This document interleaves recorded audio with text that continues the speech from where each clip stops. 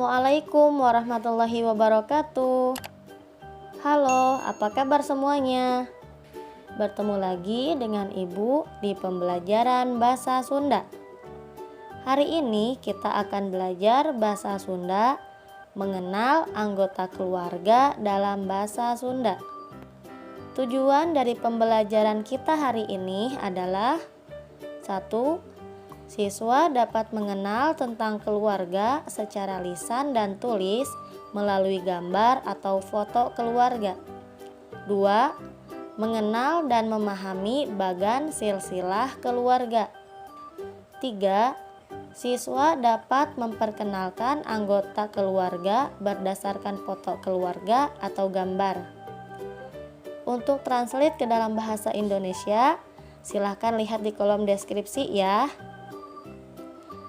Mari menyimak pembelajaran. Kulawarga Tisna jeung sesebutan di lingkungan kulawarga.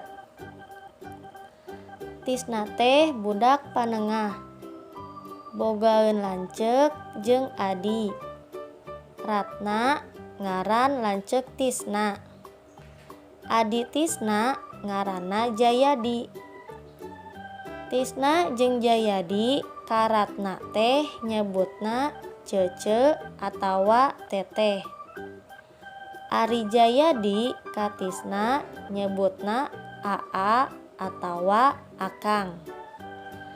Raraina Jayadi nyeples pisan ka Tisna. Ratna teh disebutna cikal, nyaeta budak panggedena. Ari Jayadi disebutna bungsu, nyaeta budak pangleutikna.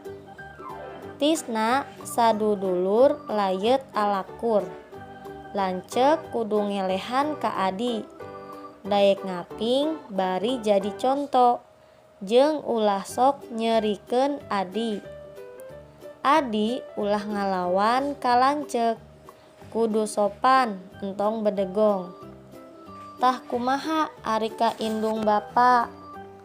Ka indung kudu nyebut emak, ibu, atawa ambu. Ari bapa kudu nyebut teh nyaeta apa, bapa, atawa abah.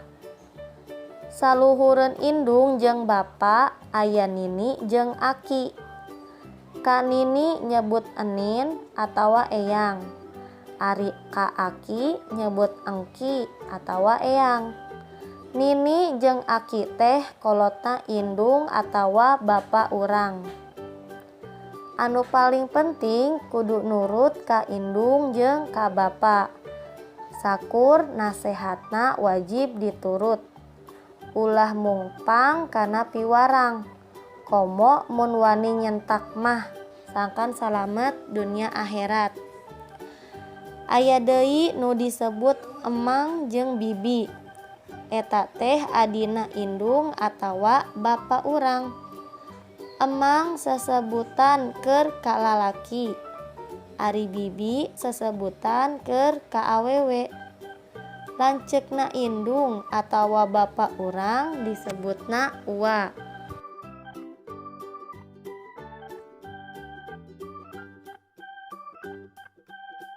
Kulawarga aya anu disebutna sakulawarga besar jeung kulawarga inti. Ari sakulawarga besar teh nyaeta terdiri tina nini jeung aki, uwa, emang jeung bibi, indung jeung bapa, kitu oge budak. Ari kulawarga inti nyaeta terdiri tina indung, bapa, jeung budak. Sekian pembelajaran kita hari ini, semoga bermanfaat. Wassalamualaikum warahmatullahi wabarakatuh.